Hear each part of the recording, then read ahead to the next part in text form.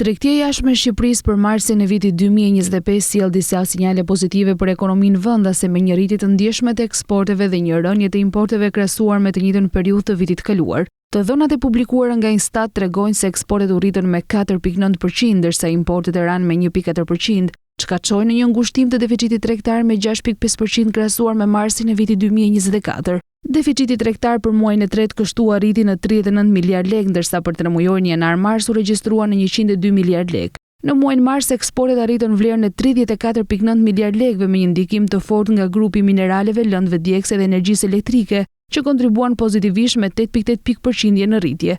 Tekstile dhe këpucët gjithashtu dhanë një shtys për 1.2%, ndërsa ushqimet dhe pijet kontribuan me 0.6%. Nga ana tjetër, grupet që frenuan eksportet ishin materialet e ndërtimit dhe metalet me një ndikim negativ prej 5.8%, si dhe produktet kimike dhe plastike me 0.4%.